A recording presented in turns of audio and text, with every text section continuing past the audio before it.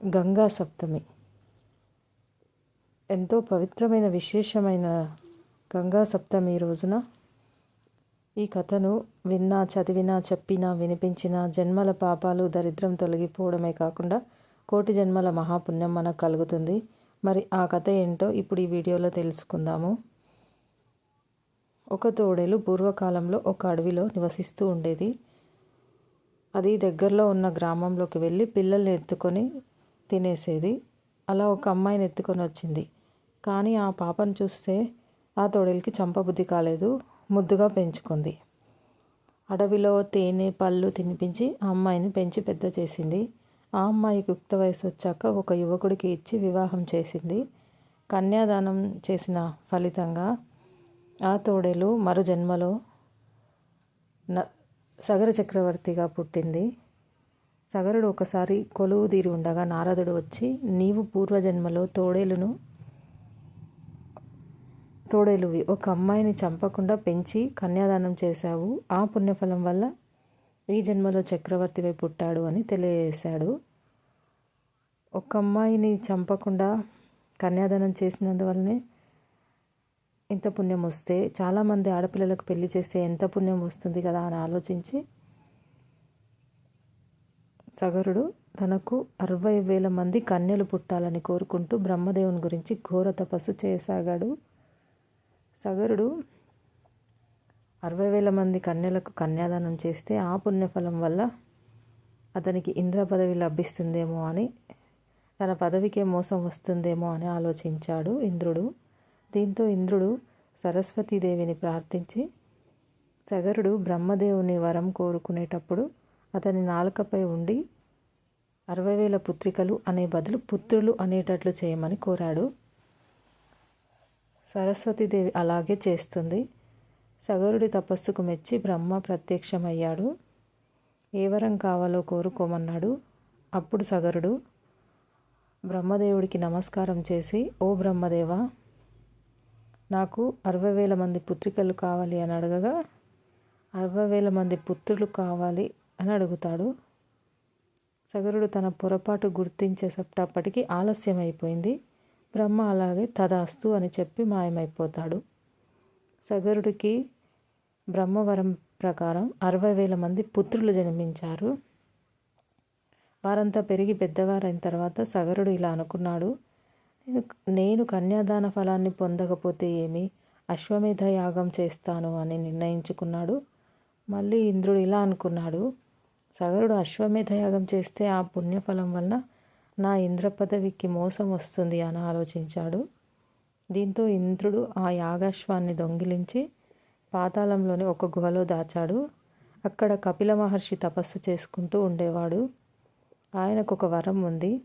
తన తపస్సు భగ్నం చేసిన వాళ్ళను ఆయన కోపంతో చూస్తే ఎదుటి వాళ్ళు భస్మమైపోతారు. అశ్వం అపహరించబడితే దారుణమైన ఫలితాలు వస్తాయని ఆ యాగం నిర్వహిస్తున్న పండితులు చెబుతారు. అప్పుడు సగరుడు తన 60,000 మంది కొడుకులను పిలిచి, ఈ భూమి మీద 60,000 యోజనాలు ఉంటుంది కనుక మీరందరూ ఒక్కో యోజనాన్ని తవ్వండి, భూమి మొత్తాన్ని వెతకండి అని చెప్పి పంపాడు.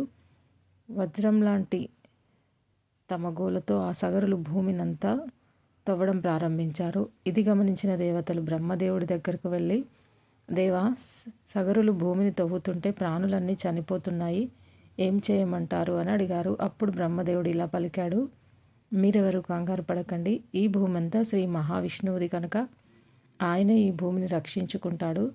ప్రస్తుతం ఆయన పాతాళలోకంలో కపిల మహర్షిగా తపస్సు చేసుకుంటున్నాడు అని చెప్పాడు. బ్రహ్మ ఇక సగర కుమారులు ఎంత తవ్వినా అశ్వం కనబడకపోయేసరికి వారు సగరుడి వద్దకు వెళ్ళి జరిగిందంతా తెలియజేశారు. దానికి సగరుడు తన కుమారులతో, నాకు అశ్వం తప్పకుండా కావాలి అన్నాడు.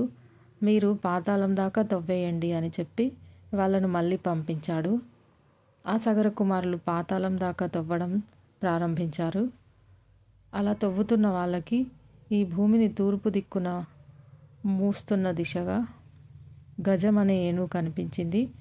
ఆ ఏనుగుకి ప్రదక్షిణ చేసి ముందుకు వెళ్ళగా వాళ్ళకి మహాపద్మం అనే ఏనుగు భూమిని దక్షిణ దిక్కున మోస్తూ కనిపించింది. అలాగే పడమర దిక్కున సామనసం అనే ఏనుగు, ఉత్తర దిక్కున భద్రం అనే ఏనుగు కనిపించింది. వాటికి ప్రదక్షిణ చేశారు. 4 దిక్కుల్లో గుర్రం ఎక్కడా కనబడలేదు. ఈసారి ఈశాన్యం వైపు తవ్వడం ప్రారంభించారు. అలా తవ్వగా వాళ్ళకి ఒక ఆశ్రమంలో సనాతనుడైన విష్ణు భగవానుడు కపిల మహర్షిగా తపస్సు చేసుకుంటూ కనబడ్డాడు. ఆయన పక్కనే యాగాశ్వం కూడా ఉంది. కాబట్టి ఈయనే మన గుర్రాన్ని దొంగిలించాడని ఆ సగరులు భావించి ఆయన్ని కొట్టడానికి పరుగులు తీశారు. వెంటనే ఆ కపిల మహర్షి ఒక హూంకారం చేసేసరికి 60,000 మంది సగరులు నేల మీద బూడిదై పడ్డారు. అసలు విషయం ఏంటి అంటే, సగర చక్రవర్తికి 2 భార్యలు. పెద్ద భార్యకు అసమంగసుడు అనే కుమారుడు జన్మించాడు. చిన్న భార్యకి 60,000 మంది కొడుకులు పుట్టారు. పెద్ద భార్య కొడుకైన అసమంజసుడికి అంశమంతుడు అనే కొడుకు పుట్టాడు. అక్కడ పాతాళ లోకంలో తన 60,000 మంది పుత్రులు బూడిద కుప్పలై పడి ఉన్నారు. యాగాశ్వం కోసం వెళ్ళిన కొడుకులు ఎంతకీ తిరిగి రాకపోవడంతో మనవడైన హనుమంతుడిని పంపాడు సగరుడు. హనుమంతుడు పాతాళంలో చితాభస్మపు బుట్టలను చూసి ఎంతో బాధపడ్డాడు.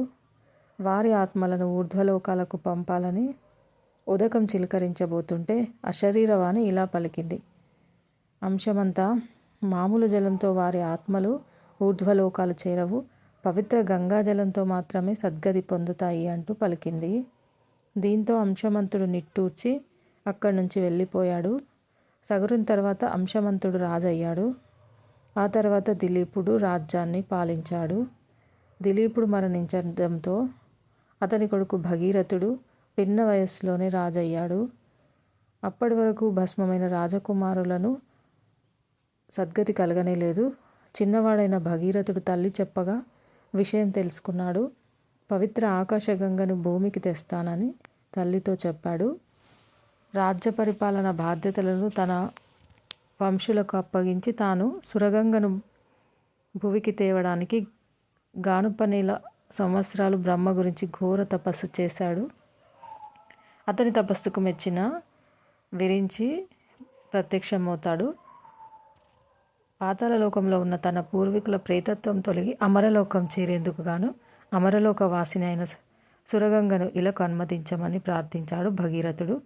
అందుకు సృష్టికర్త గంగ భూమికి వరం ఇచ్చాడు. అందుకు సంతోషించిన భగీరథుడు గంగాదేవిని ప్రార్థన చేయగా సురగంగ ప్రత్యక్షమై బ్రహ్మదేవుడి సూచన మేరకు భూమి మీదకు రావడానికి సిద్ధమేనని, కానీ తను ఆకాశం నుంచి కిందకు దుక్కేటప్పుడు కలిగే ఉధృతికి భూమి 2గా బద్దలవుతుందని చెప్పి దాన్ని భరించగలిగే నాథుడు ఎవరు అని అడుగు చిరునవ్వు నవ్వి అదృశ్యమవుతుంది. అంతటా భగయతుడు మరలా బ్రహ్మ గురించి 1000 సంవత్సరాలు ఘోర తపస్సు చేయగా అతని తపస్సుకు మెచ్చిన విధాత మరలా దర్శనం ఇచ్చి ఏం వరం కావాలని అడిగాడు. దానికి భగీరథుడు సురగంగను భరించగలిగే నాథుడు ఎవరిని ప్రశ్నించగా అందుకు విధాత ఇలా సమాధానం చెప్పాడు: ఈ 14 భూమండలాల్లో సురగంగను భరించగలిగేవాడు ఒక్క పరమేశ్వరుడే.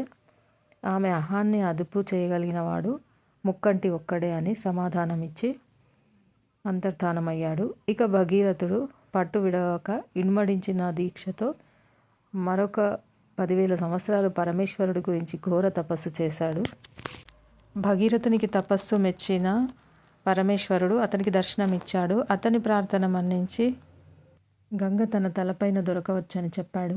చంద్రశేఖరుడు హిమవత్ పర్వత అగ్రాన నిలిచి తన ముడివైపు ఉన్న తన జటాజూటాన్ని విదల్చి ఓరకంట దివి నుంచి భూమిని బద్దలు చేయగలవు అన్న అహంతో ఉన్న గంగను చూసి చిరుమందహాసం చేశాడు. తన నడుంపై చేతులు ఉంచి నించున్న శంకరుని పరిహాస దృష్టితో చూసిన గంగ ఉత్తుంగ తరంగాలతో పడి తిరుగుతున్న సుడులతో మహోగ్రతులతో తనలోని మకరాలు, మీనాలు, కూర్మాలతో జలచరాలన్నింటితో సహా పరమేశ్వరుని పాతాళానికి తొక్కాలి అన్న తిక్కతో ఆకాశమంతా పరుచుకున్న తన జలాలతో మహావేగంతో శివుడిపైకి ఉరికింది. అంతటి పరమేశ్వరుడు చాపిన తన జటలను చుట్టి ఇంతటి గంగను తన జటలలో బంధించి వేశాడు. గంగ ఆకాశం నుంచి పడుతూనే ఉంది. జటలు తిరుగుతూనే ఉంది. 1000 సంవత్సరాలు గడుస్తున్నాయి, కానీ కనీసం ఒక్క చుక్క గంగాజలమైనా భూమిపై చెందలేదు. ఇంతటి తన శ్రమ తర్వాత భువికి చేరిన గంగ శివుని జటలలో బందీ అవ్వడం చూసిన భగీరథుడు గంగను విడిచి కరుణించమని మహేశ్వరుని ప్రార్థించాడు. భక్తవర్తుడైన భగుడు గంగని ఒక సన్నని పాయగా తన జటాజూటం నుంచి విడువగా గంగ భూమిని చేరింది. గంగను చూసి సంతోషించిన భగీరథుడు గంగను అనేక విధాల స్తుతించాడు.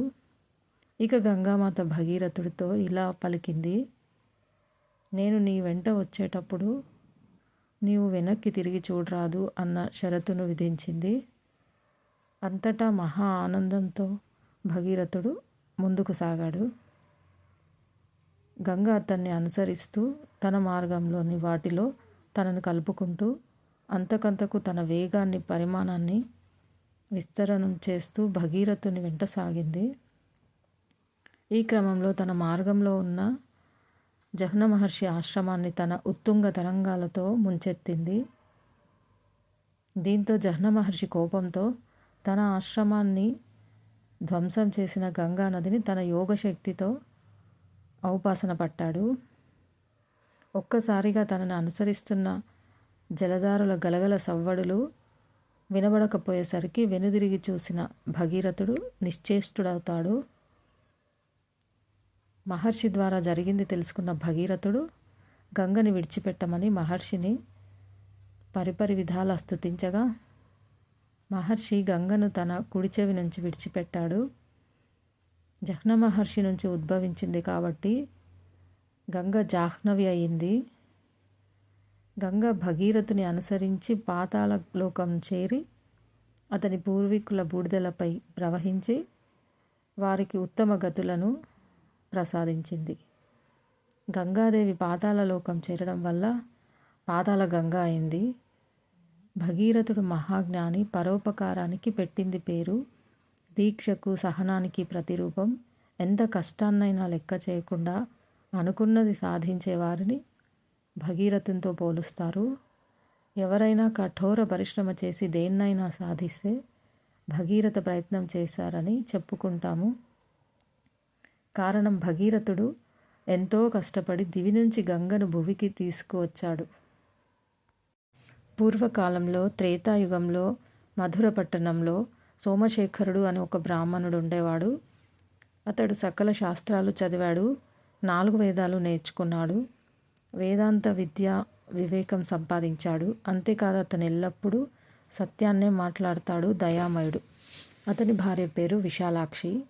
ఈమె ఎంతో మంచి ప్రవర్తన కలిగి ఉండేది. శీలవతి, గుణవతి, మహాపతివ్రత. ఎల్లప్పుడూ భర్తనే దైవంగా భావించి పూజించేది. వారి దాంపత్యం చూసేవారికి కన్నుల పండుగగా ఉండేది. వీరు శ్రీ మహావిష్ణువుని ఎంతో భక్తి శ్రద్ధలతో పూజించేవారు. ఇంటికి వచ్చిన అతిథి అభ్యాగతులకు చక్కగా సత్కారం చేసి భోజనం పెట్టి పంపేవారు. వారి గృహం భూలోక స్వర్గంలా ఉండేది. ఈ విధంగా వీరు ఆనందంగా కాలాన్ని గడుపుతూ ఉన్నారు. ఒకరోజు ఆ బ్రాహ్మణ దంపతులు మోక్షాన్ని పొందగోరి గంగాయాత్రకు పోవాలని నిర్ణయించుకొని అలా గంగాయాత్రకు ప్రయాణమైపోయి అక్కడ కాశీ విశ్వేశ్వరుని దర్శించుకొని కొన్ని రోజులు అక్కడ నివసించి పవిత్రమైన గంగాజలాన్ని తీసుకొని తిరుగు ప్రయాణాన్ని మొదలుపెట్టారు. ఆ దంపతులు తిరుగు ప్రయాణంలో వస్తూ ఉండగా మార్గమధ్యంలో వారికి ఒక పురుషుడు కనిపించాడు. అతను ఒక పశ్చిమ దేశస్థుడు. అతని పేరు రత్నాకరుడు. వ్యాపార నిమిత్తమై సరుకులను ఎడ్ల బండిపై ఎక్కించుకొని వెళ్తున్నాడు. అప్పుడు ఒక ఎద్దు అధిక బరువు వల్ల నడవలేక నిలుచొని ఉంది. అంతటా రత్నాకరుడు తన నౌకర్లలో ఒకడైన కాలకల్పుడిని చూసి ఎద్దును అదిరించమని హెచ్చరించాడు. అంతటా కాలకల్పుడు తన చేతిలో ఉన్న కర్రతో దాన్ని బలంగా కొట్టాడు. అప్పుడు ఆ ఎద్దు గుంజుకొని తాళ్ళు తెంపుకొని తనను కొట్టిన కాలకల్పుడిని పొడిచింది.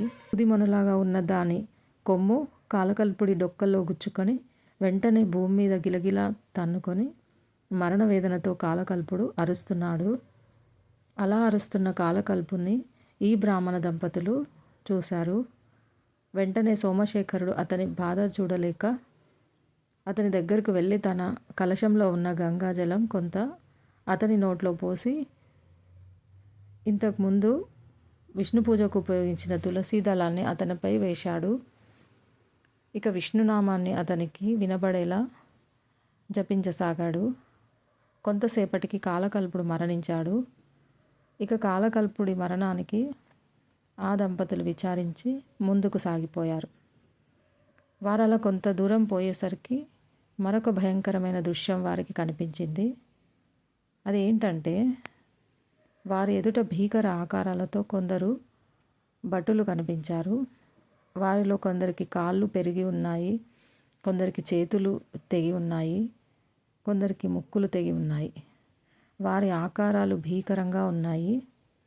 సోమశేఖరుడు భయపడక వారి దగ్గరికి వెళ్ళి, అయ్యా మీరెవరు, మీకు ఈ అవస్థ ఎలా కలిగింది అని, దీనికి కారణం ఎవరు, మీ చరిత్ర చెప్పండి అని కోరాడు. ఇక అందులో కొందరు బ్రాహ్మణులను చూసి ఇలా పలికారు, అయ్యా మేము ఒకరి ప్రాణం తీయడానికి భూమి మీదకి వచ్చాము. అతను మహాపాపి, ఎన్నో పాపాలు చేశాడు. చివరకు నోరు లేని ఒక ఎద్దును కర్రతో గట్టిగా కొట్టాడు. అతని పేరే కాలకల్పుడు.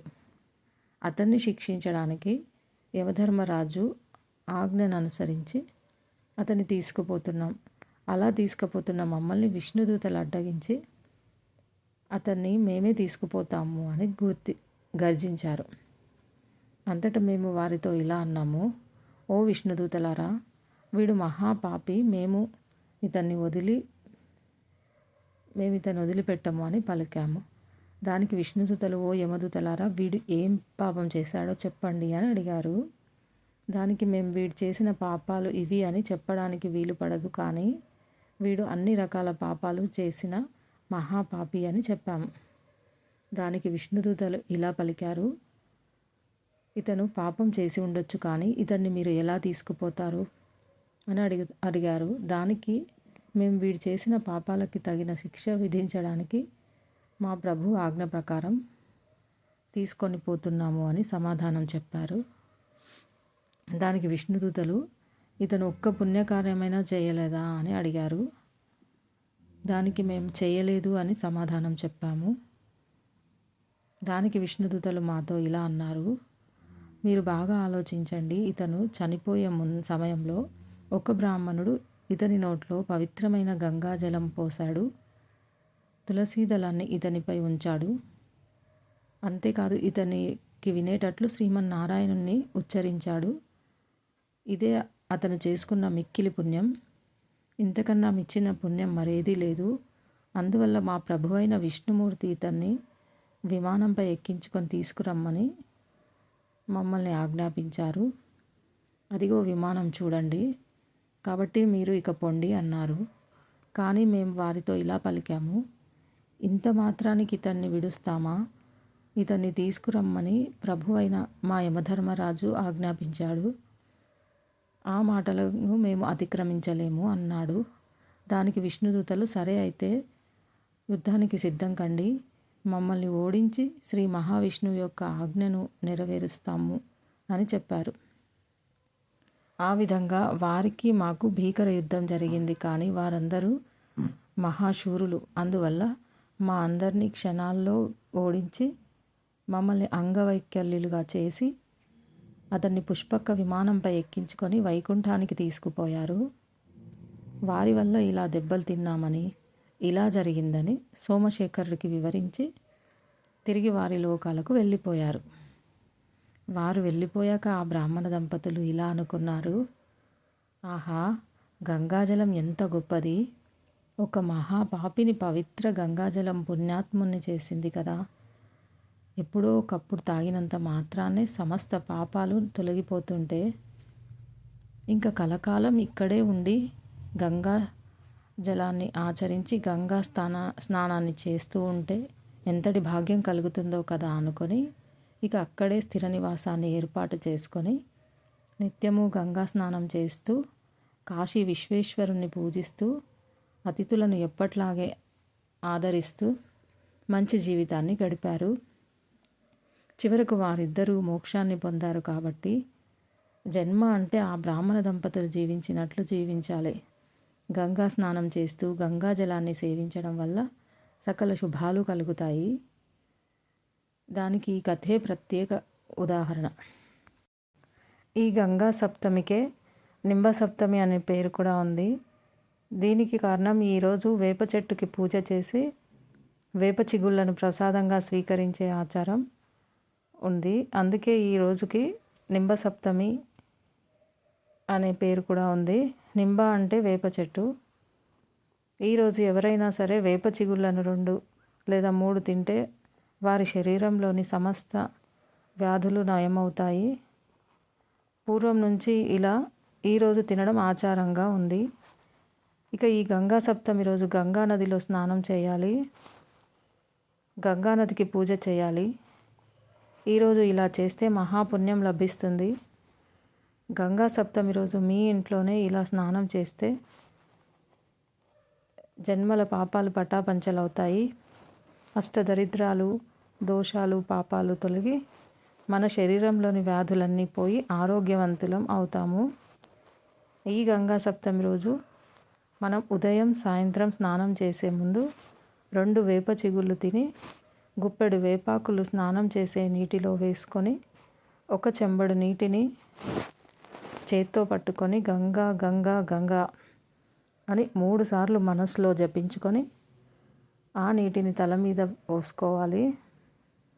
ఎప్పుడైతే 3 సార్లు గంగా గంగా గంగా అని జపిస్తామో ఆ నీరు గంగాజలంగా మారిపోతుంది. ఆ నీరు పాపాలను ప్రక్షాళన చేస్తుంది. మన శరీరంలోని వ్యాధులన్నీ నశిస్తాయి. జన్మజన్మల పాపాలు, దరిద్రం, దోషాలు ఆ నీటి ద్వారా తుడిచిపెట్టుకుపోతాయి. అదేవిధంగా ఈరోజు గంగా స్తోత్రం చదువుతూ స్నానం చేసినా లేకపోతే గంగాజలంతో స్నానం చేస్తూ స్తోత్రం చదివినా మన జీవితంలో అంతా మంచే జరుగుతుంది. దీర్ఘకాలిక రోగాలు తొలగిపోతాయి. ఈరోజు ఇత్తడి చెంబులో నీరు నింపి ఆ ఇత్తడి చెంబును ఒక సద్బ్రాహ్మణుడికి దానంగా ఇస్తే అఖండమైన శ్రేయస్సు కలుగుతుంది. సకల శుభాలు కలుగుతాయి. ఇత్తడి చెంబులో ఈ విధంగా దానం చేయలేని వారు మట్టి చెంబులో నీరు పోసి ఒక సద్బ్రాహ్మణునికి దానంగా ఇవ్వవచ్చు. ఇలా జలపాత్ర దానం చేస్తే వారికి ఎన్ని జన్మల్లో అయినా తాగడానికి నీటి కొరత ఉండదు. ఈరోజు గంగా స్తుతి శ్లోకాన్ని ఒక్కసారి చదివినా చాలు వారి జన్మజన్మల పాపాలన్నీ హరించుకుపోతాయి. 1,000,000 జన్మల పుణ్యం వస్తుంది. మరి ఆ స్తోత్రం ఏంటో ఇప్పుడు నేను చదివి వినిపిస్తాను. గంగాస్తుతి శ్లోకము. దేవి సురేశ్వరి భగవతి గంగే త్రిభువనధారిణి తరళతరంగే శంకరమౌళి విహారిణి విమలే మమామతిరాస్తాం తవ పద కమలే. దీని అర్థం ఏంటంటే, ఓ గంగాదేవి, నీవు సకల దేవలోకానికి ఈశ్వరివి. ఓ భగవతి, నీ తరళ తరంగాలతో ముల్లోకాలను తరింపజేసేదానివి. విమల జలంతో శంకరుడు శిరస్సును విహరించే నీ చరణ కమలాలపై నా మనసు ఎల్లప్పుడూ నిలిచి ఉండేలాగా అనుగ్రహించు అని శ్లోకం అర్థం. ఈ శ్లోకాన్ని ఒక్కసారైనా ఈరోజు చదివితే వారి జన్మల పాపాలు తొలగి జన్మ ధన్యమవుతుంది. ఆ గంగామాత శివపార్వతుల అనుగ్రహం కలిగి భోగభాగ్యాలతో జీవిస్తాము. ఈరోజు వైశాఖ శనివారం ఎంతో పవిత్రమైన విశేషమైన రోజు. మహావిష్ణువుకు ప్రీతికరమైన ఈ వైశాఖ మాసంలో తులసీ దళాలతో శ్రీ మహావిష్ణువును లక్ష్మీదేవితో కలిపి పూజించిన వారికి ముక్తి లభిస్తుంది. మరి ఎంతో పవిత్రమైన విశేషమైన ఈ వైశాఖ శనివారం రోజు ఈ కథను విన్నా, చదివినా, చెప్పినా, వినిపించినా జన్మజన్మల పాపాలు తొలగి 1,000,000 జన్మల పుణ్యం లభిస్తుంది. మనకు ప్రతి విషయంలో విజయం చేకూరుతుంది. మరి ఎంతో విశిష్టమైన రోజు. ఈ కథను వింటే సకల శుభాలు కలుగుతాయి. ఇప్పుడు మనం వైశాఖ మాసం అంటే ఏంటో తెలుసుకుందాం. వైశాఖ మాసం శ్రీ మహావిష్ణువుకి అత్యంత ప్రీతికరమైన మాసం. పూర్వకాలంలో ఉత్తర హిందుస్థానం నుంచి తిరుపతికి ఒక బైరాగి వచ్చాడు. అతను అక్కడ ఒక ఆశ్రమం కట్టుకొని నివసించడం ప్రారంభించాడు. ప్రతిరోజు 3 పూటల యందు స్వామి పుష్కరిణిలో స్నానం చేసి శ్రీ వెంకటేశ్వర స్వామిని దర్శిస్తూ ఉండేవాడు. తన బసలో నిశ్శబ్దంగా కూర్చుండి సర్వదా స్వామిని ధ్యానిస్తూ ఉండేవాడు. ఆ స్వామి తన ఎదుట ఉన్నట్టే భావించి అదిగో స్వామి, అదిగో స్వామి పాదాలు అంటూ తులసీ దళాలు పెట్టి పూజిస్తూ ఉండేవాడు. అతన్ని అంతా దొంగ భక్తుడు అనుకునేవారు. ఒక్కొక్కప్పుడు అతని పాచికలు ముందు పెట్టుకొని తీరుబడిగా కూర్చునేవాడు. స్వామి తనతో పాచికలు ఆడుతున్నట్లుగా భావించి స్వామివారి పందెం కూడా తానే వేస్తూ ఉండేవాడు. మధ్య మధ్య స్వామి మీ వంతు వచ్చింది, పాచికలు వేయండి అంటూ ఉండేవాడు. స్వామి పాచికలు వేయడం లేదని చింతపడుతూ ఉండేవాడు. అంతలోనే ధైర్యం తెచ్చుకొని ఆనందంగా అదిగో స్వామి వస్తున్నాడు, స్వామి వస్తున్నాడు అని పలవరిస్తూ ఉండేవాడు. ఈ విధంగా జరుగుతూ ఉండగా ఒకనాడు అకస్మాత్తుగా అతని ఆశ్రమం బయట ఏదో చప్పుడయింది. క్షణంలో అతని ఆశ్రమం అంతా సుమనోహరమైన పరిమళంతో గొప్ప కాంతితోనూ నిండిపోయింది. బైరాగి ఆ చప్పుడు ఏమిటా అని తలెత్తి చూడగా మెరుపు వంటి కాంతి, ఆ కాంతి మధ్య ఒక దివ్య మంగళ విగ్రహం కనిపించింది. ఆ దివ్యమంగళ విగ్రహాన్ని చూసి బ్రహ్మానంద భరితుడయ్యాడు. అతను గోవింద గోవింద, హరే శ్రీనివాస, హరే వెంకటేశ అంటూ పరిగెత్తుకొని వెళ్ళి ఆయన పాదాలపై పడి పరవశమయ్యాడు. శ్రీనివాసుడు తన పాదాల ముందు పడి ఉన్న బైరాగిని చేత్తో లేవనెత్తి, బావాజీ పాచికలు ఆడదాం పదండి, నేను త్వరగా వెళ్ళాలి అన్న మాటలు విని బైరాగి స్వామికి తనపై కలిగిన దయకు ఎంతో పొంగిపోయాడు. భక్తి శ్రద్ధతో స్వామిని తీసుకుపోయి ఒక పరిశుభ్రమైన స్థలంలో కూర్చోబెట్టాడు. తనివి తీరా స్వామి యొక్క జగన్మోహన ఆకారాన్ని చూసి జగత్తునే మర్చిపోయాడు బాబాజీ. పాచికలు ఆడు అన్న వెంకటేశ్వర స్వామి మాటలు విని యథాస్థితికి చేరుకున్నాడు. పాచికలు ఆడసాగాడు. వెంకటేశ్వర స్వామి అతని భక్తికి ఎంతో ఆనందించి కొంతసేపు పాచికలు ఆడి అతన్ని సంతోషపెట్టి వెళ్ళిపోయాడు. ఈ విధంగా ప్రతిరోజు వెంకటేశ్వర స్వామి అతని ఆశ్రమానికి వచ్చి పాచికలు ఆడి వెళ్తూ ఉండేవాడు. కొన్ని రోజులు ఇలా జరిగింది. ఒకనాడు రాత్రి వెంకటేశ్వర స్వామి ఆ బైరాగితో పాచికలు ఆడుతూ ఆడుతూ, బావాజీ మిమ్మల్ని ఎవరో పిలుస్తున్నట్టున్నారు, బయటకు వెళ్ళి చూసిరండి అన్నాడు. బైరాగి తక్షణం పైకి లేచి బయటకు వెళ్ళాడు. ఆ సమయంలో వెంకటేశ్వర స్వామి తన కంఠాభరణాన్ని అక్కడ వదిలి మాయమైపోయాడు. బైరాగి ఆశ్రమం చుట్టూ వెతికాడు. ఎవరూ కనిపించకపోవడం చేత తిరిగి లోనికి వచ్చి చూడగా స్వామి కనబడలేదు. కానీ స్వామివారి కంఠహారం మాత్రం కనబడింది. బైరాగి దాన్ని చూసి, అయ్యో స్వామివారు కంఠాహారం మరిచి వెళ్ళిపోయారు, దీనికోసం స్వామివారు తిరిగి రావచ్చు అనుకొని స్వామి రాకకు ఎదురు చూస్తూ ఉన్నాడు. ఇలా అతడు ఆ స్వామి రాకకు ఎదురు చూస్తూ ఉండగా తెల్లవారిపోయింది.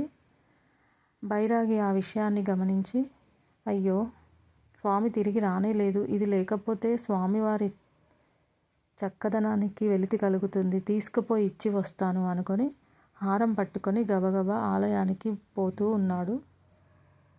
అప్పటికి స్వామివారిని సేవించబోయిన పూజారులు స్వామి మెడలో హారం లేదని గమనించి హారం ఎలా పోయిందో గ్రహించలేక తికమక్క పడుతున్నారు. ఈ విషయం దేవస్థానం అధికారులకు కబురు చేశారు. వారు వీరు అంతా కలిసి కంఠాహారం కోసం వెతకడం ప్రారంభించారు.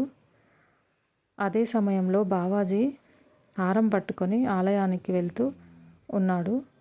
అతని చేతిలో ఉన్న స్వామి కంఠాహారాన్ని చూసి కొందరు అన్నారు, అదిగో హారం పట్టుకోండి, వీడు శుద్ధ దొంగ, కానీ బైరాగి కాదు అని అరవడం మొదలుపెట్టారు.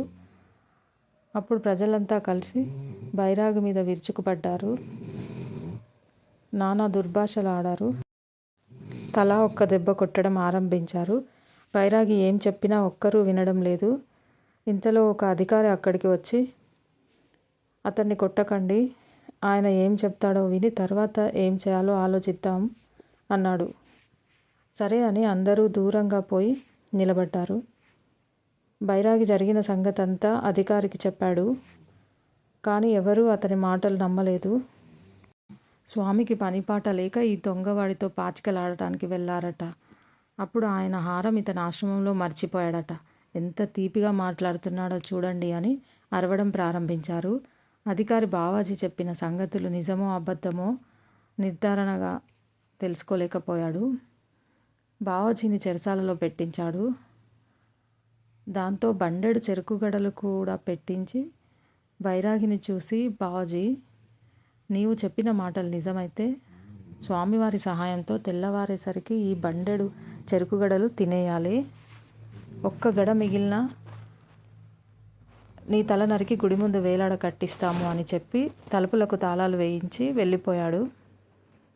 బావాజీ వారి మాటలు విని ఏమాత్రం దిగులు పడలేదు. నిశ్చలంగా కూర్చుండి చాలాసేపు వెంకటేశ్వర స్వామిని ధ్యానించి, స్వామి, నేను నేరం చేయలేదని నీకు తెలుసు. నన్ను శిక్షింపజేసిన నీదే భారం అనుకొని నిశ్చింతగా నిద్రపోయాడు. అలా అతడు నిద్రపోయిన తర్వాత కొంతసేపటికి ఒక ఏనుగు ఆ గదిలో ప్రత్యక్షమైంది. క్షణంలో ఆ గదిలో ఉన్న చెరుకుగడలన్నింటినీ తినివేసింది. తెల్లవారుజామున బావాజీని తొండంతో తట్టి లేపింది. తొండమెత్తి ఆశీర్వదించింది. బిగ్గరగా ఘీంకారం చేసింది. చెరసాల కాపర్లు ఆ ధ్వని విని హడలిపోయారు. తాళాలు వేసిన గదిలోకి ఏనుగు ఎలా వచ్చిందా అని ఆశ్చర్యపడ్డారు. పరుగు పరుగున పోయి అధికారులను తీసుకొని వచ్చారు. ఆ సమయంలో ఆ ఏనుగు గది తలుపుపై తలతో పోటు పొడిచింది. దెబ్బతో ఆ తలుపులు ముక్కలు చెక్కలైపోయాయి. అందరూ చూస్తూ ఉండగా ఆ ఏనుగు మహావేగంగా పరిగెత్తుకొని వెళ్ళిపోయింది. కానీ ఎటుపోయిందో ఎవ్వరూ చూడలేకపోయారు. ఎంత ప్రయత్నించినా వారికి ఏనుగు కనబడలేదు. తన భక్తుని కాపాడడానికై వెంకటేశ్వర స్వామియే ఐరావత రూపంలో వచ్చి ఆ గదిలో ఉంచిన చెరుకుగడలు అన్నింటినీ తినేసి వెళ్ళిపోయారని అందరూ నిశ్చయించుకున్నారు. స్వామి మహిమలు తలుచుకొని బ్రహ్మానంద భరితులయ్యారు.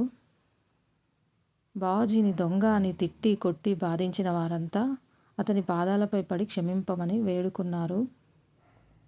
బావాజీ దృష్టంతా ఏనుగు దిక్కు వైపునే ఉంది. అటువైపే చూస్తూ, శ్రీనివాస, చిద్విలాస, నన్ను కాపాడడం కోసం ఏనుగు రూపం దాల్చి వచ్చి బండెడు చెరుకుగడలు తిన్నావా స్వామి? హాతీరామ్, హాతీరామ్ అంటూ ఆలయంలోకి పరిగెత్తి వెళ్ళిపోయాడు. ఆ భక్తుణ్ణి ఇక అడ్డుపడేవారు ఎవరు? తిట్టి కొట్టి బాధించిన ప్రజలు, అధికారులు అతని పాదాలపై పడి మొక్కసాగారు. క్రమంగా ఆయన్ని దేవాలయానికి ప్రధాన అధికారిగా నియమించారు. అంతా ఆయన్ని హాతీరాం బాబాజీ అని పిలుస్తూ ఉండేవారు. హాతీరాం బాలాజీ చాలా కాలం శ్రీ వెంకటేశ్వర స్వామిని సేవించాడు. స్వామివారి పూజలకు, ఉత్సవాలకు ఏ విధమైన లోటుపాట్లు కలగకుండా చక్కగా దేవస్థాన పాలన సాగించి చివరకు స్వామిలో ఐక్యమయ్యాడు. ఆ భక్తుని జ్ఞాపకార్థం స్వామి ఆలయానికి సమీపంలో ఒక మఠం కట్టబడింది. స్వామిని దర్శించబోయే యాత్రికులందరూ బాబాజీ మఠాన్ని కూడా దర్శించుకుంటారు. నేటికి సుమారు 20 సంవత్సరాలకు ముందు చాలా కాలం తిరుపతి దేవస్థాన పరిపాలన బాబాజీ వారి శిష్యులు చేస్తూ ఉండేవారు. పవిత్రమైన విశేషమైన ఈ కథను విన్నా, చదివినా, చెప్పినా, వినిపించినా జన్మజన్మల పాపాలు తొలగి కోటి జన్మల పుణ్యం వస్తుంది. సకల శుభాలు కలుగుతాయి. పూర్వం అనంత ఆచార్యులు అనే భక్తుడు ఉండేవాడు. ఇతడు శ్రీమద్ రామానుజాచార్యుల వారి ప్రియ శిష్యుడు. శ్రీ రామానుజాచార్యుల వారి ఆదేశానుసారం అనంత ఆచార్యులు వారితో సహా తిరుమలకు వచ్చి శ్రీనివాసుని సేవిస్తూ కాలం గడిపేవాడు. అనంత ఆచార్యులు ఒక పువ్వుల తోటను ఏర్పాటు చేసి స్వామివారికి పూజ చేసేవాడు. శ్రీ లక్ష్మీనారాయణులకు పుష్పాలతో ప్రకృతి సౌందర్యానికి అద్దం పడేలా ఉండే ఆ తోటలో విహరించడం అంటే అత్యంత ప్రీతికరం. లక్ష్మీదేవికి ఆ తోటలోని పుష్పాలంటే చాలా ఇష్టం. ఇందుకే లక్ష్మీదేవి ప్రతిరోజు రాత్రి వేళలో తన నాథుడు తోడు రాగా ఆ వనంలో విహరిస్తూ ఆటపాటలతో మైమర్చిపోయేది. అనంత ఆచార్యులు ఎంతో ప్రేమతో ఎన్నో అందమైన పూల మొక్కలను ఎక్కడెక్కడి నుంచో తీసుకొని వచ్చి పెంచసాగాడు. రాత్రి వేళలో ఆ జగన్మాత ప్రతి పూల మొక్క చెంత నిల్చొని ఆ పుష్పాల అందాన్ని చూసి మురిసిపోయేది. ఈ విధంగా జరుగుతూ ఉండగా అనంత ఆచార్యులు ప్రతిరోజు ఆ తోటలోని పుష్పాలను కోసి అనంత ఆలయంలోని స్వామికి సమర్పించేవాడు. అప్పుడు ఆ ఆలయంలోని అర్చకులు ఆ పూలతో శ్రీమన్నారాయణుని స్వామివారి హృదయలక్ష్మిని ఎంతో దివ్యంగా అలంకరించేవారు. ఆ పుష్పాల అలంకరణలో శ్రీ స్వామివారు అత్యంత రమణీయంగా భక్తులకు దర్శనమిచ్చేవాడు. జగన్మాత అనంత ఆచార్యుల పుష్ప కైంకర్యానికి ఎంతో సంతోషపడి అతన్ని కనికరించాలని తలంచింది. శ్రీమన్నారాయణునితో ఇలా పలికింది: స్వామి, అనంత ఆచార్యులు మనకు ఎంతో ప్రియభక్తుడు. అతనికి దివ్య అనుగ్రహాన్ని కురిపించడం మన ధర్మమని పలికింది. అప్పుడు శ్రీమన్నారాయణుడు ఇలా పలికాడు: ఓ లక్ష్మి, నీకు నీ బిడ్డ అంటే ఎంత అనురాగం, ఆప్యాయత. అతన్ని తప్పకుండా అనుగ్రహిద్దాం అన్నాడు. ఒకరోజు రాత్రి మహాలక్ష్మి శ్రీనివాసుడు ఉద్యానవనమంతా కూడా విహరించి ఒకచోట అద్భుతమైన గులాబీ పూల మొక్కలు కనబడగా వాటి సౌందర్యానికి ముగ్ధురాలై లక్ష్మీదేవి అక్కడే నిల్చుంది. అప్పుడు శ్రీనివాసుడు 2 గులాబీ పూలను తెంపి తన ప్రియసఖి అయిన శ్రీ మహాలక్ష్మి సిగలో అలంకరించాడు. దీంతో జగన్మాత మహాలక్ష్మీదేవి ఎంతో పొంగిపోయింది. ఇంకొంచెం ముందుకు వెళ్ళిన తర్వాత వారికి అద్భుతమైన మల్లెతీగ కనబడింది. అప్పుడు లక్ష్మీదేవి గుప్పెడు మల్లెలు తెంపుకొని శ్రీమన్నారాయణునిపై విసిరింది. శ్రీనివాసులు కూడా కొన్ని పూలను తెంపి శ్రీ లక్ష్మీదేవిపై విసిరాడు. ఆ విధంగా వారిద్దరూ కూడా ఆ రాత్రి ఉద్యానవనమంతా కూడా విహరించి ఎంతో ఆనంద పరవశులయ్యారు. ఇక ఉదయం పూలు కోసుకోవడానికి వచ్చిన అనంత ఆచార్యుల వారికి తోటంతా నలిగిన పూలతో చిందరవందరగా పడి ఉండడం చూసి ఎంతో బాధపడి ఎవరో దొంగలు రాత్రి తోటలోకి ప్రవేశించి తోటనంతా పాడు చేశారని భావించాడు. అక్కడక్కడ కొన్ని పూలు కోసుకొని వాటిని అనంత నిలయంలో స్వామికి సమర్పించాడు. ఆ రోజు రాత్రి శ్రీమన్నారాయణుడు మహాలక్ష్మి తిరిగి తోటకు వచ్చారు. వారిద్దరూ ఆ రోజు తోటలో సంపెంగలు, సన్నజాజులు ఇంకా అనేక దివ్యమైన పువ్వులను చూశారు. అవి ఎంతో అద్భుతంగా కనబడ్డాయి. ఆ దంపతులిద్దరూ తోటంతా తిరుగుతూ ఆడుతూ పాడుతూ గడిపారు. శ్రీనివాసుడు కొన్ని అందమైన పుష్పాలను కోసి శ్రీ జగన్మాత శిఖరాన్ని అలంకరించి మురిసిపోయాడు.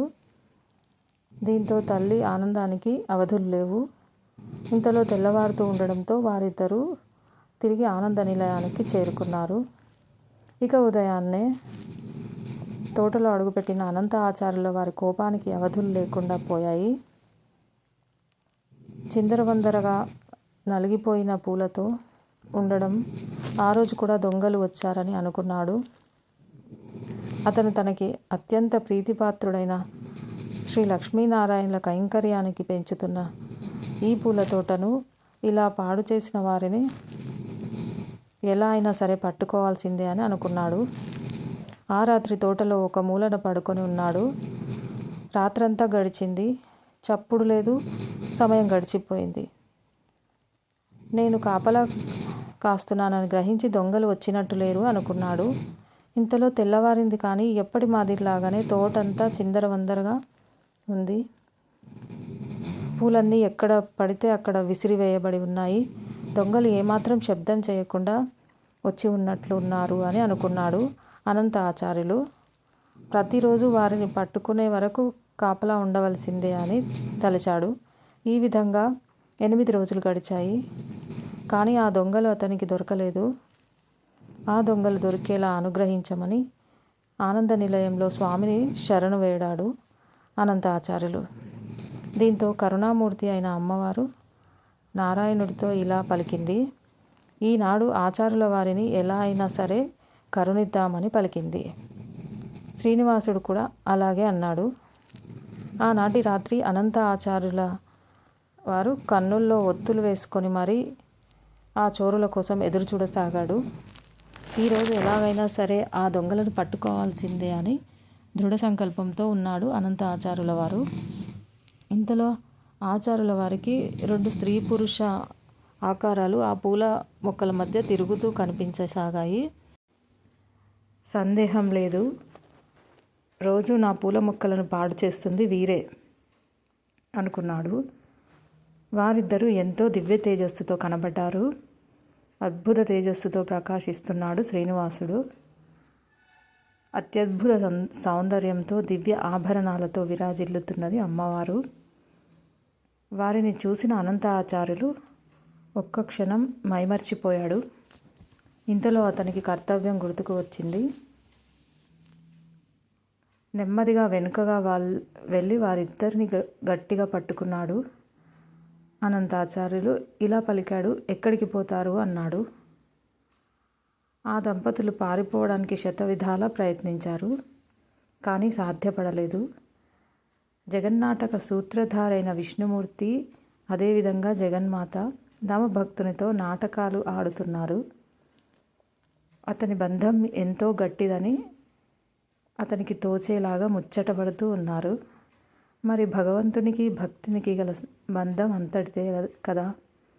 ఆచార్యుల వారు దొంగలు దొరికారు అన్న సంతోషంతో కొంచెం ఏమరపాటుగా ఉండగా ఆ పురుషుడు ఒక్క ఉదుటున బంధం తెంచుకొని పరిగెత్తి మాయమైపోయాడు. అది గ్రహించిన ఆచార్యుల వారికి తీవ్రమైన కోపం వచ్చింది. ఈమె కూడా భర్త వెనుకే పరిగెత్తుతుందేమో అని ఆమెను గట్టిగా పట్టుకున్నాడు. భార్యను వదిలి వెళ్ళిపోతాడా, తిరిగి ఉదయం భార్య కోసం రాకుండా పోతాడా అనుకున్నాడు. ఆమెను గట్టిగా పట్టుకొని ముందుకు నడిపించి ఆ తోటలోని సంపెంగ మానుకు తీగలతో బంధించాడు. అప్పుడు ఆమె తన్ని విడిచిపెట్టమని కోరింది. ఉదయం చూద్దాంలే అనుకుంటూ వెళ్ళి కునుకు తీశాడు అనంత ఆచార్యులు. ఇంతలో తెల్లవారింది. అనంత నిలయంలో తలుపులు తీసిన అర్చక స్వాములు నిశ్చేష్టులై నిలబడ్డారు. వారి నోట మాట రాలేదు. ఎందుకంటే శ్రీనివాసుడి వక్షస్థలంపై ఉండవలసిన జగన్మాత బంగారు ప్రతిమ కానరాలేదు. అందుకే ఆందోళనగా ఉన్నారు. ఏమిటి వైపరీత్యం, విపరీత బుద్ధి ఎవరికి పుట్టింది అనుకున్నారు. అప్పుడు శ్రీమన్నారాయణుడు ఆకాశవాణి రూపంలో ఇలా పలికాడు. మీరు ఏమీ చింతించకండి. నా ప్రియ సఖి అనంత ఆచార్యుల వారి తోటలో బంధింపబడి ఉన్నది. మీరందరూ వెళ్ళి ఆమెని సగౌరవంగా తీసుకొని రండి అని పలికాడు. ఇక వెంటనే అర్చకులందరూ కూడా పరుగు పరుగున తోటకు వెళ్ళగా అక్కడ సంపెంగమానుకు బంధించబడి ఉన్న శ్రీ మహాలక్ష్మి బంగారు ప్రతిమ కనిపించింది. జరిగింది గ్రహించిన అనంత ఆచార్యులు తనకేమీ తెలియదని అర్చకులతో మొరపెట్టుకున్నాడు. అప్పుడు అర్చకులందరూ కూడా అనంత ఆచార్యులతో సహా అలివేలు మంగను పలు విధాల స్తుతిస్తూ ఒక పూల గంపలో పెట్టుకొని ఆలయానికి తీసుకొని వచ్చారు. అనంత నిలయంలో ప్రవేశించగానే శ్రీనివాసుడు ఆకాశవాణి రూపంలో ఇలా పలికాడు. మామ అనంతాచార్య, నీ కూతుర్ని నాకు పూలబుట్టలో తెచ్చి ఇచ్చిన నీవు నాకు కన్యాదాతవైన మామగారివి. నీ పుష్ప కైంకర్యానికి మేమిద్దరం ఎంతో ఆనందపడ్డాము. ఇదంతా మా వేడుకే అని పలికాడు. అప్పుడు ఆ పూలగంపలోని అమ్మవారు క్షీర సముద్రరాజ తనయ తిరిగి యథాప్రకారంగా శ్రీవారి వక్షస్థలాన్ని అలంకరించింది. ఇక అనంత ఆచార్యుల వారి జన్మ ధన్యమైనది. జగన్మాత శ్రీ మహాలక్ష్మికి తన భక్తుల అంటే ఎంతటి అనురాగం, ఆప్యాయత. కాబట్టి ఎంతో విశేషమైన శనివారం రోజున ఈ కథను విన్నా, చదివినా, చెప్పినా, వినిపించినా జన్మల పాపాలు తొలగి కోటి జన్మల పుణ్యం లభిస్తుంది. సకల శుభాలు కలుగుతాయి. ఇక స్వామికి సంబంధించిన మరొక విశేషమైన కథను ఇప్పుడు తెలుసుకుందాము. అనంత ఆచార్యులు శ్రీవారి భక్తులలోనే అగ్రగణ్యుడు. నిత్యం ఆయన తన సేవలతో శ్రీవారిని పూజిస్తూ ఉండేవాడు. ఇతడు కొండపైన వెనుక భాగంలో ఉండేవాడు. ఈయన ప్రతిరోజు స్వామివారికి భక్తి శ్రద్ధలతో పూలమాలలు సమర్పించేవాడు. ఆయన ఒకరోజు పూలతోటను పెంచాలని నిర్ణయించుకున్నాడు. పూలతోటను పెంచాలని నిర్ణయం తర్వాత పూలతోట పెంపకానికి సరిపడా నీరు కోసం ఒక చెరువును తవ్వాలని నిర్ణయానికి వచ్చాడు. దాంతో చెరువును తవ్వడం మొదలుపెట్టాడు. ఇతరుల సాయం తీసుకోకుండా భార్యాభర్తలు ఇద్దరూ కలిసి చెరువును తవ్వాలని నిర్ణయించుకొని ఆరంభిస్తారు. ఇక ఆ చెరువు తవ్వే సమయంలో అనంత ఆల్వారుని భార్య గర్భవతి. అనంత ఆల్వారు గడ్డపారతో మట్టిని తవ్వి ఇస్తే ఆమె గంపలోనికి ఎత్తి దూరంగా పడవేసేది. అంతలో ఈ తతంగమంతా చూస్తున్న శ్రీ వెంకటేశ్వర స్వామి వారు ఆ భార్యాభర్తలకు సహాయపడాలి అనుకొని 12 సంవత్సరాల ఒక బాలుని రూపంలో అక్కడికి వచ్చాడు. గర్భిణిగా ఉన్న ఆమెకు సాయం చేస్తానని చెప్పి ఆ మట్టిని నేను పారబోస్తా అంటాడు. దానికి అనంత ఆచార్యుల ఒప్పుకోరు, నిరాకరిస్తాడు. కానీ అతని భార్య అంగీకరించడంతో బాలుడు ఆమెకు సాయం చేస్తాడు. ఆమె భర్తకు తెలియకుండా మట్టి తట్టను తీసుకెళ్ళిస్తే బాలుడు దూరంగా పోసి వచ్చేవాడు. అది గమనించిన అనంత ఆచార్యులు భార్యను ప్రశ్నించగా ఆమె బాలుడు సహాయం చేస్తున్నాడని చెప్తుంది. దాంతో అనంత ఆల్వారులకి పట్టలేనంత కోపం వస్తుంది. దీంతో అతని కోపంలో తన చేతిలో ఉన్న గుణపాన్ని బాలుడి మీదకు విసురుతాడు. అది ఆ బాలుడి గడ్డానికి తగులుతుంది. దాంతో బాలుడు రూపంలో వచ్చిన వెంకటేశ్వర స్వామి ఆనంద నిలయంలోకి వెళ్ళి తిరిగి వారికి కనబడకుండా మాయమైపోతాడు. ఇక ఆలయంలోని అర్చకులు స్వామివారి విగ్రహానికి గడ్డం వద్ద రక్తం కారడం చూసి ఆశ్చర్యపోయి ఆ విషయాన్ని అనంత ఆల్వార్కు చెప్పారు. దాంతో కంగారుగా అతను అక్కడికి చేరుకుంటాడు. గర్భగుడిలో ఉన్న శ్రీవారి గడ్డం నుంచి రక్తం కారడం చూసి ఆశ్చర్యపోతాడు. తమకి సహాయం చేయడానికి వచ్చిన బాలుడు సాక్షాత్తు వెంకటేశ్వర స్వామివారి అని గ్రహించి కన్నీళ్లతో స్వామివారిని మన్నించమని కోరుతూ పాదాలపై పడి కన్నీరు మున్నీరుగా అవుతాడు. ఇక గాయం తగిలింది అనే బాధతో ఆ నొప్పి తెలియకుండా ఆయన గడ్డం వద్ద పచ్చకర్పూరం పెడతాడు. అప్పటి నుంచి ఈరోజు వరకు కూడా చల్లదనం కోసం గాయంపై చందనం రాసి ఆ తర్వాత పచ్చకర్పూరం పెట్టడం ఇప్పటికీ ఆనవాయితీగా కొనసాగుతుంది. నారద మహాముని అంబరీషునకు వైశాఖ మహిమను వివరిస్తూ ఇలా పలికాడు. శృతదేవుడు శృతకీర్తి మహారాజులతో ఈ విధంగా పలికాడు. మహారాజా, వైశాఖ శుద్ధ తృతీయమని అంటూ ఉంటారు. అది ఎంతో పవిత్రమైంది. ఆనాడు చేసిన పుణ్యం సర్వపాపహరం, శ్రీహరి పదాన్ని కలిగిస్తుంది. ఆ రోజు దేవతలకు, ఋషులకు, పితృదేవతలకు తర్పణాదులు ఇవ్వాలి. ఆ రోజు చేసిన దానికి విశేష ఫలితం ఉంటుంది. ఆ రోజు శ్రీహరిని పూజించి శ్రీహరి కథను విన్నవారు ముక్తిని పొందుతారు. ఆ రోజు చేసిన దానం అక్షయ ఫలితాన్ని ఇస్తుంది. అక్షయ తృతీయ తిథి దేవతలకు, ఋషులకు, పితృదేవతలకు ముగ్గురికి తృప్తిని కలిగిస్తుంది.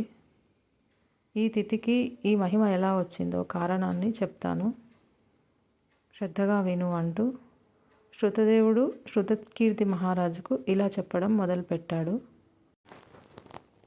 పూర్వం ఇంద్రుడికి బలిచక్రవర్తితో పాతాళ లోకంలో యుద్ధం జరుగుతుంది. ఇంద్రుడు బలిచక్రవర్తిని జయించి తిరిగి వస్తూ భూలోకానికి చేరుకున్నాడు. మార్గంలో ఉన్న ఉదత్య మహాముని ఆశ్రమంలోకి వెళ్తాడు. త్రిలోక సుందరి గర్భవతి అతని భార్యను చూసి మోహించాడు. ఆమెను బలాత్కారంగా అనుభవించాడు. ఆమె గర్భంలో ఉన్న పిండం ఇంద్రుని వీర్యంలోకి రానియక పాదాన్ని అడ్డుగా ఉంచింది. దానికి ఇంద్రుడు కోపగించి అతన్ని గుడ్డివాడు అవమని శపించాడు. వారి శాపాన్ని అనుసరించి మునిపత్ని గర్భం నుండి పుట్టిన బాలుడు దీర్ఘతపుడు అనువాడు పుట్టుగుడ్డి జన్మిస్తాడు. గర్భస్థ పిండంచే అవమానించబడి శపించిన ఇంద్రుడు మునిపత్నిని బలవంతంగా అనుభవించి ముని చూస్తే శపిస్తాడు అని భయపడి త్వరగా పోవాలని పరిగెత్తాడు. అతన్ని చూసిన ముని శిష్యులు పరిహసించారు. ఇంద్రుడు సిగ్గుపడి మేరు పర్వత గుహలో దాక్కున్నాడు. ఇంద్రుడు ఇలా మేరు గుహలో దాగినట్టు తెలుసుకొని బలి మున్నగు రాక్షసులు అమరావతిని ఆక్రమించి దేవతలను తరిమికొట్టారు. ఏం చేయడానికి తోచని దిక్కులేని దేవతలు బృహస్పతిని చేరి ఇంద్రుడి విషయాన్ని అడిగారు. బృహస్పతి దేవతలకు ఇంద్రుడి పరిస్థితిని వివరించి ఇంద్రుడు సహితుడై మేరుపర్వత గుహలో ఉన్నాడని తెలియజేశాడు. అప్పుడు దేవతలందరూ మేరుపర్వత గుహను చేరి ఇంద్రుని బహువిధాలుగా స్తుతించారు. బృహస్పతి మొదలగు వారి స్తుతులను విని ఇంద్రుడు సిగ్గుపడుతూ వచ్చిన వారికి కనిపించాడు. బలి మున్నగు వారు స్వర్గాన్ని ఆక్రమించారని దేవతలు చెప్పారు. పరస్త్రీ సంఘ దోషం వల్ల నేను అశక్తుడనై ఉన్నానని ఇంద్రుడు దేవతలకు తెలియజేశాడు.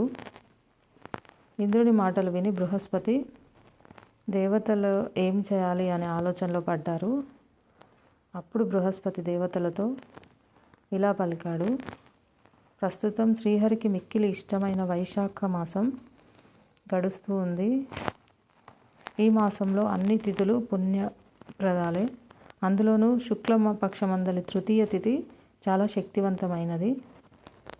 ఆ రోజు చేసిన స్నాన దానాలు ఉత్తమ ఫలితాన్ని కలిగిస్తాయి, సర్వ పాపాలను పోగొడతాయి.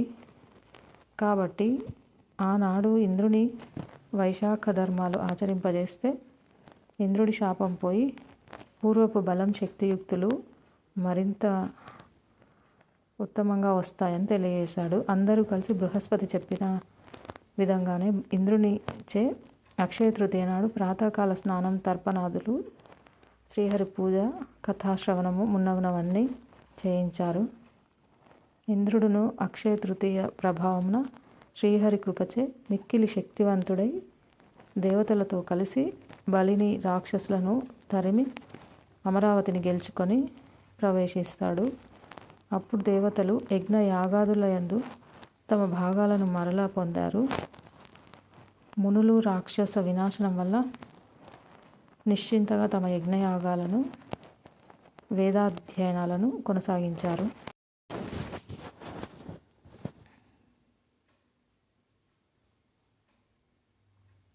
కాబట్టి అక్షయ తృతీయ దేవతలకు, మునులకు, పితృదేవతలకు సంతోషాన్ని కలిగించేది అయింది. ఈ విధంగా అక్షయ తృతీయ సర్వజీవులకు భుక్తిని, ముక్తిని ఇచ్చి సార్థక నామాన్ని కలిగి ఉంది అని శృతదేవుడు శృతకీర్తికి అక్షయ తృతీయ మహిమను వివరించాడు. ఎంతో పవిత్రమైన విశేషమైన శనివారం రోజున ఈ కథను విన్నా, చదివినా, చెప్పినా, వినిపించినా జన్మజన్మల పాపాలు తొలగి కోటి జన్మల పుణ్యం వస్తుంది. వెంకటేశ్వర స్వామివారి పరిపూర్ణ అనుగ్రహం మనకు కలుగుతుంది. ఓం నమః శివాయ. ఓం నమో నారాయణాయ. ఓం నమో వెంకటేశాయ.